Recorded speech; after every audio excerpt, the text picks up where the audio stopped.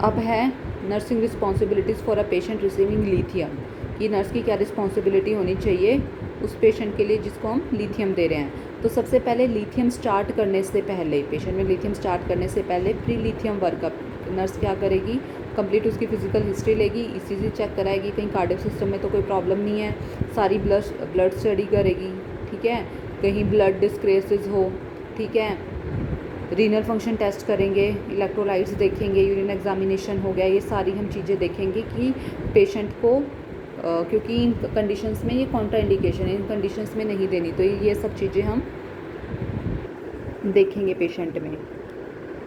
अब है to achieve therapeutic affect. अब सबसे पहले है कि थेरापेटिक अफेक्ट अचीव करने के लिए प्रिवेंट करेंगे हम लिथियम टॉक्सिसिटी को। तो वो कैसे कर सकते हैं, lithium must be taken on regular basis पे लेनी है, और हम कोशिश करेंगे कि सेम टाइम पे ले हम डेली, ऐसा नहीं है कभी मॉर्निंग में ले ली कभी इवनिंग में ले ली।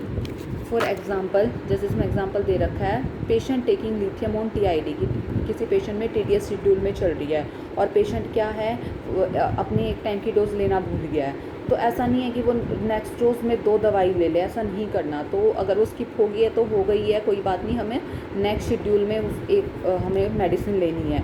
जब भी लिथियम थेरेपी इनिशिएटेड होती है, माइल्ड साइड इफ़ेक्ट हैं उसके, कुछ माइल्ड साइड इफ़ेक्ट्स हैं ये, हैंड ट्रेमर, ठीक है, प्यास लगने लगेगी, यूरिनेशन ज़्यादा होगा, नोज़िया, एनोरेक्सिया, ठीक है।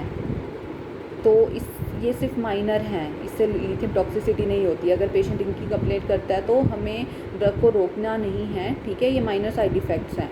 फिर सीरियस साइड इफ़ेक्ट्स कौन से हैं इसमें, जिसमें हमें डिसकंटिन्यू करनी है lithium, vomiting, extreme hand tremor होने लगेंगे, सिडेशन, मसल वीकनेस, वर्टिगो, और हम साइकेट्रिस्ट को जल्दी से जल्दी इन्फॉर्म करेंगे। इसका सबसे जो सीरियस जो साइड इफ़ेक्ट है वो पोलियूरिया है, ठीक है। तो polyuria can lead to dehydration with the risk of lithium intoxication. तो पेशेंट को बोलेंगे कि इनफ पानी पिए, वो मोर फ्लूइड्स ले। और इसमें एक चीज़ और हमें ध्यान रखनी है, जैसे मैंने पहले बताया था कि जो सोडियम अगर कम होगा तो क्या होगा, उस पेशेंट में लिथियम टॉक्सिसिटी होने के चांसेस रहेंगे।